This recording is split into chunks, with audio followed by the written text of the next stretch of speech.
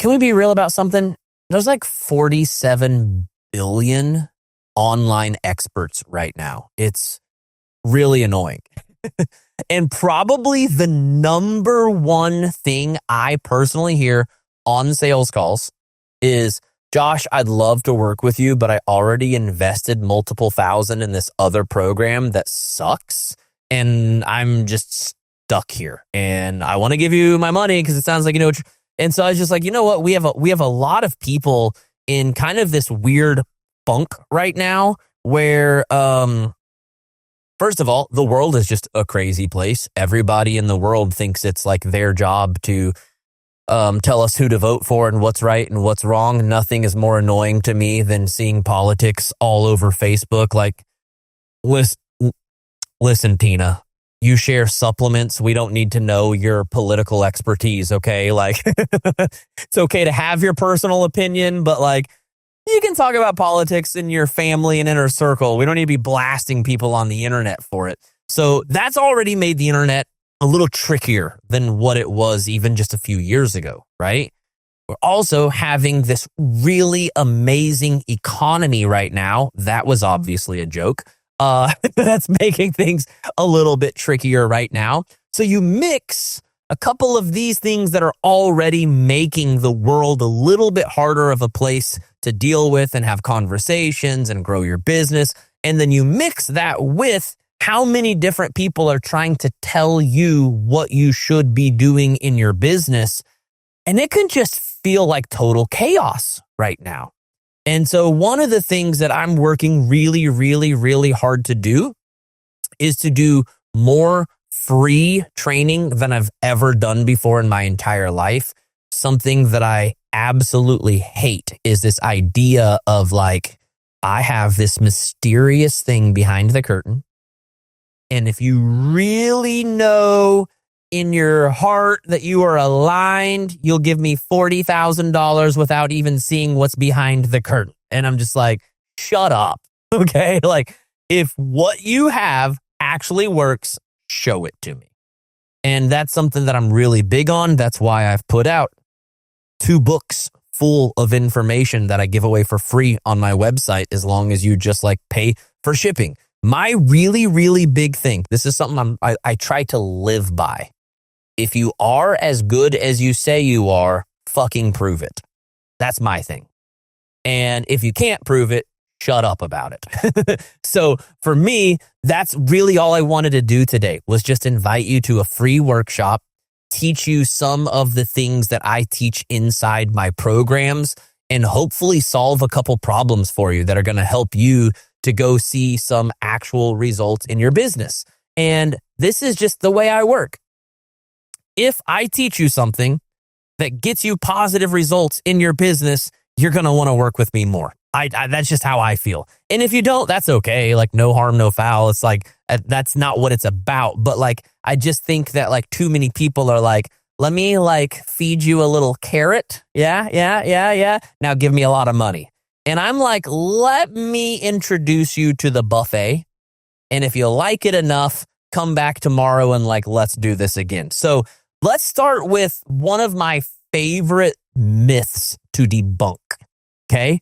There's a really, really, really big myth in the network marketing world. How many of you are from the network marketing world? Show me jazzies or drop me something in the comment. That's who we run most of our ads to. Sometimes we get people that are not because of our questions that convert. We get realtors, we get life insurance agents, we get lots of, which is totally fine. But in the network marketing world specifically, sorry, I need some of this pre-workout in me. And if you're here, by the way, and you're a realtor or a life insurance agent, I'd love to hear if this same myth is thrown around in your world. The myth is this: preparing for everyone to like hate my guts for about 45 seconds, maybe even 2 minutes. Okay. You're going to hate me.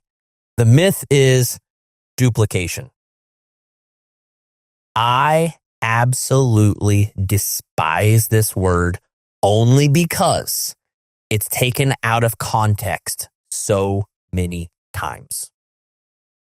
When I hear people saying, well, my upline told me I can't learn Facebook ads or email marketing or funnels because it's not duplicatable. And I always just want to be like, so if every single person that follows you can't do it, it's not duplicatable, then why the hell did you wake up and do personal growth today? There's no way in the world everyone on your team is going to do that. Why in the world did you wake up and make a post on social media? That's not duplicatable if everyone's not going to do it. So we tend to kind of get these ideas that there are certain things that are basic enough that they're duplicatable, but anything that gets a little more complex or complicated, we need to stay away from because we couldn't teach that to others. And this is how I like to say it. Anything and everything I learn that's going to help me to create my next level of success, first of all, I should learn for the sake of me, for the sake of my family, for the sake of the people I'm trying to help. If I would not have learned email and funnel marketing, none of you would have ever even found this book or the 5-day challenge or the questions that convert or whatever other thing you found that led you to me. Now, do all of my clients need to learn email and funnel marketing? No, they don't. But some of them do. And guess what? I get to teach the ones that do that specific thing. Does that make sense to everybody? So it's not about, is this duplicatable? Who cares? Is it something that's going to help you grow to your next level and then have something to offer if and when other people get ready for that level? Does that make sense? But here's the other part that I hate about duplicatable. And those of you in the network marketing world where you're definitely going to feel this. The whole duplication, when we teach duplication, is very, very, very rarely anything that's actually duplicatable. Let me give you an example. You should be posting more. You should talk to more people. You should fix your mindset. This is like me telling my kid, you should be better at math. Okay, Dad, but what do I do? How do I actually solve for X? Just fix your mindset. Okay, Dad, I did 32 positive affirmations, but I'm still looking at this algebraic equation and I still don't actually know how to solve for X. Now, the teacher was saying something about if it's multiplication, I have to divide. Sorry if you hate math and this is so triggering for you right now. The teacher said, if it's, 3x, it's multiplication. So I need to do I divide that by 3? I can't remember how it goes. And I say, listen, son, if you just believe it, you can achieve it. If you just keep trying, the compound effect says that little things over time turn into great results. So if you just keep doing it, it's going to look like just a little bit, and then out of nowhere, you're going to blast off into outer space. And Paxton at this point wants to punch me in the face because he's like, Dad, I just need to know how to solve for X. Please explain it. And to me, this is what I see so much of in the world right now is everybody telling everybody else, do. Nobody's telling anybody how to do anything at all. There's just there's no strategy behind it. And even when there is strategy, I'm sorry for jumping on another soapbox. I am so sick and tired of the pay me $2,000 to learn how to go viral trick. Meanwhile, they're saying the same 3 things about Instagram that they have said for 45,000 years. First, you got to add more value. All right. Oh, okay. Is there anyone here that was considering doing something other than adding value? Is there No one here was thinking about going on the internet and not adding value. No one was like, you know what I'm going to do? I'm just going to go on the internet and tell everybody they suck. No one was thinking about doing that. Or how about this? The algorithm really likes it when you like niche down. And I actually do agree with that. I do agree with niches, but it's just become this like word that people throw around like it means something, but then they don't actually teach you how to niche down. So what is the point of the word if we're not going to explain how it works? So here's what I want to do today. I want to teach you a couple frameworks that I use in my programs, because this is something that I say a lot, okay? If there is not an easily customizable, notice that word, framework, it's not actually duplicatable. There's not a customizable framework, okay? So Kelly said that she's here because she downloaded my questions that convert, right? I remember that, right? Yeah, okay. The questions that convert is a very simple question flow that I teach people on how to close a one-on-one sale. But in the training, I'm like, here's how you customize it to make sure that when you give them the information, you're giving them the most important information about what it is you sell. You can't steal that information from me because we sell two different things. I would also argue that even if Michelle and Teresa sold the exact same product, they would not be able to use the exact same information because they're selling to two different audiences. Did you catch that? So even if you're in the same company with someone selling the same product, nothing drives me crazier than a bunch of copy-paste posts.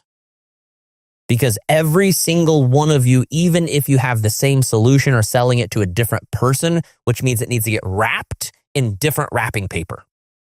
So the way I would sell, for instance, my sales training to network marketers would be different than the way I sold it to realtors.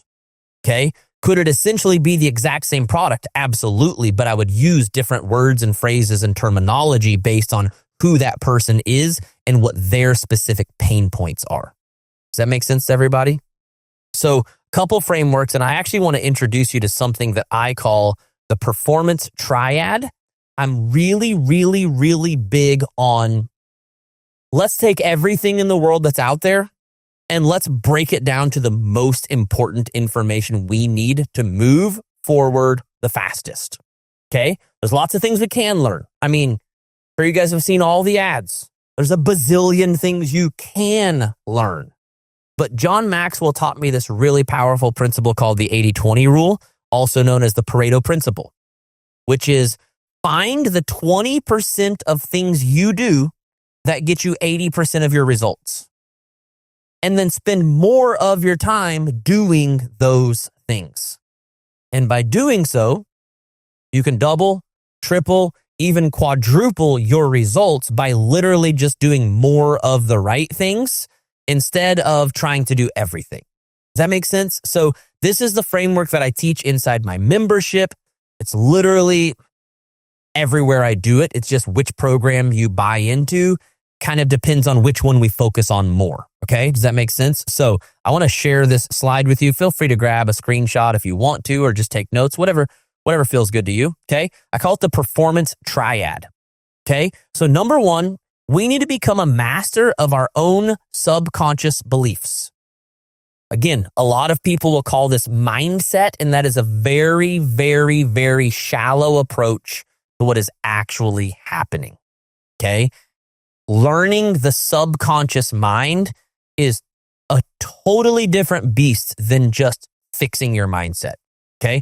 I like to call it the difference, if you want to take some notes here, I like to call it the difference between conscious level coaching versus subconscious level coaching.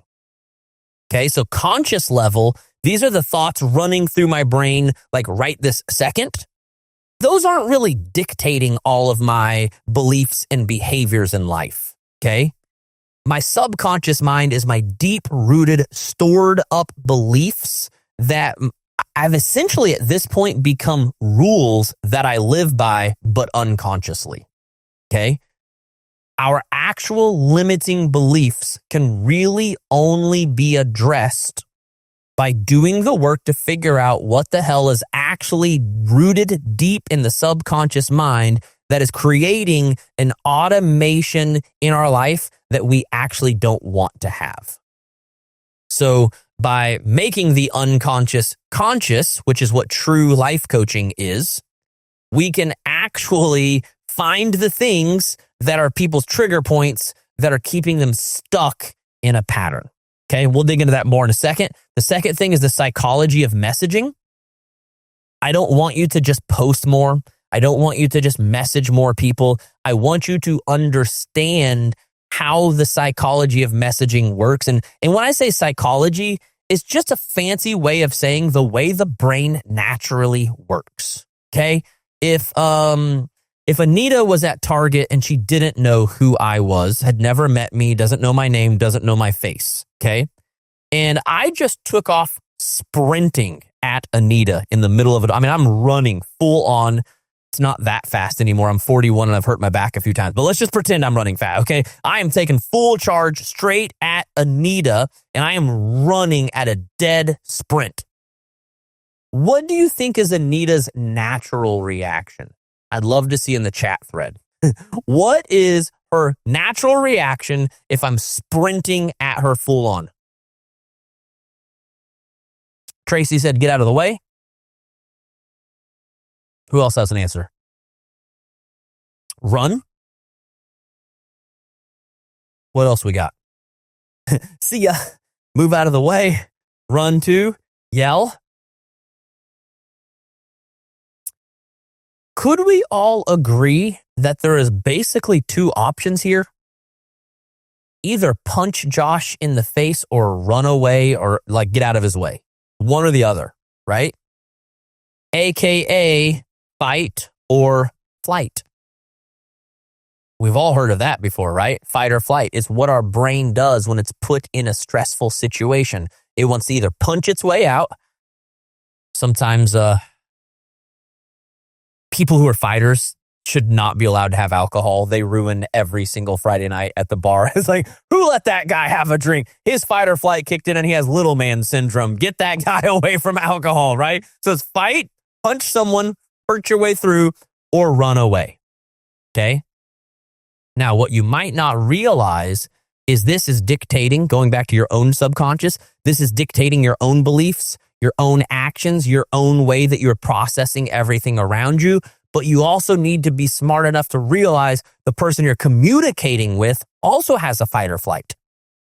And if I'm not careful, I can accidentally say things that trigger their fight or flight. And I don't know about you, but I do not want to try to close a sale with someone who's trying to punch me in the face or run away. Does that make sense? This goes to our one-on-one messaging. It also goes to our social media messaging. Okay, we're going to dive into some like do's and don'ts for social media messaging today. I hope that's okay. Hope you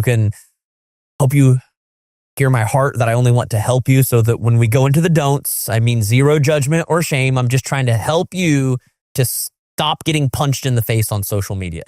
Like anybody ever had someone like come back like real pissed off and offended, or this happens more often, lots of ghosts. Like, we were having the best conversation in the world, and I don't know if you got abducted by aliens or if you went into witness protection. Like, I don't know what happened, but like, I thought you were my person, and I have not heard from you in weeks now. So what happened? Well, flight. They ran away. Okay. It's not always necessarily your fault. It's not like you did something to them per se, but there's some things that we can do to pad things in a way that makes it come across to where it lands in a way that is inviting. Does that make sense, everybody? And then the third one is the leadership systems. And this is really important. One of the greatest leadership systems you will ever learn is true coaching. So I got certified through John Maxwell back in 2014 and was so excited to learn how to become a public speaker from him. And then I got into the coaching modules that was all about psychology. And I was like, holy shit, this is something I wish someone would have taught me as a child. Like my life would just be so completely different. So the number one leadership system in the world is actually getting good enough that you can help others with their subconscious beliefs. Okay. But then there's also some other things that we need to do. And I like to say that everything I do when it comes to leadership is based on psychology and performance. Because at the end of the day, if I'm leading someone else, I need to be able to help them get some type of a tangible result, or they're not going to want to stick around for very long, right? If I have hundreds of people that follow me and none of them can perform any of the shit that I'm performing, there is only no matter how loyal people are, there is only so long people can keep buying into the same shit without getting something different in their life. And so as a leader, if we can't actually help people get some tangible results, we're going to really, really, really struggle. Unfortunately, we're going to struggle with our own confidence. We're going to struggle with believing that others are even motivated or capable of things. And we're going to not have the best retention rate. Even if people don't cancel, the corporate world has a term they use a lot. I believe it's called, what is it? It's called like slow quitting or something like that. But basically it just means that for like an entire year, you haven't turned in your resignation, but you also haven't had your heart in anything you've done. And right now I see a lot of slow quitting in the network marketing world. And it's because there's people that have been told the same shit over and over and over and over and over that's not working for them. And at some point it's just like, okay, I've been trying for 3 years and none of this is actually working. And here's what I find, okay? If you're here today and you're a top leader, I hope that you only take this as a challenge to get more specific with your teaching and training, because unfortunately, silent quitting, thank you, Tracy. Unfortunately, I think this happens a lot. We have leaders who unconsciously develop some skills along the way. But because they unconsciously developed it, they don't really know how to pass it off to others. And since we don't know how to pass it off to others, the only thing, all I know is that I just showed up every day and just did whatever it took. And there is an element of that is true, but we're forgetting a lot of the ingredients we added to the recipe as we went. And we eventually get to this point where we have this amazing cake that tastes so fucking amazing. And everyone is like, oh my God, I want to have a cake. Like, how do I get a cake like that? And you're just like, you know what? You just keep mixing ingredients and you just keep throwing things together. And then eventually you have an awesome cake. And in theory, that's kind of what you did. At the same time, could we not maybe pause for a second and rewind? Just ask. When I was mixing all of the shit together and something ended up working, which ingredients were those? Can we maybe write those down and pass those off to other people? Now, just to be clear, I made the same mistake. From 2014 to 2021, I was really, really, really big as like the mindset and motivation guy. And I said a lot of the stupid shit that I just got done repeating. Okay, so I'm taking full ownership of that. Here's what changed it for me. In 2021, I launched my own life coach certification. Okay, I went through a certification and absolutely loved it, but it did not have the kind of structure that I thought people needed in order to learn what they needed to learn and get what they needed to get. I was one of like 5,000 people in the program that I had seen that actually figured out how to coach people and actually figured out how to build a business and make money. And I was like, I don't like those numbers. So I'm going to build something that I believe is better. And at the end of the certification, there was a whole bunch of people that were like, Josh, I love this so much. I want to build a business around this. And I was like, oh, okay. So you guys want me to like start a program? And they were like, yes, please start a program and teach us how to sell and market our life coaching skills. And I was like, yeah, okay, I can do that. So here's what I did.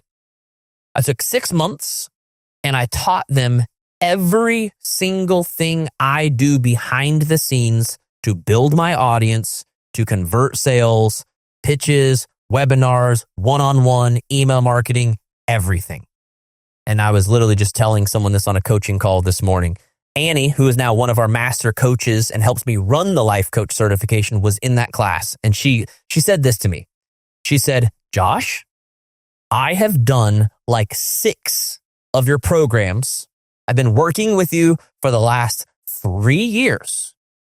And you have never taught me any of these marketing structures and methods. And I'm just like, why have you never said any of these things? And this was my answer to her. I said, Annie, if I'm being honest, you guys were all in network marketing companies with like uplines and corporate reps. I assumed they were teaching you all of this messaging and marketing stuff.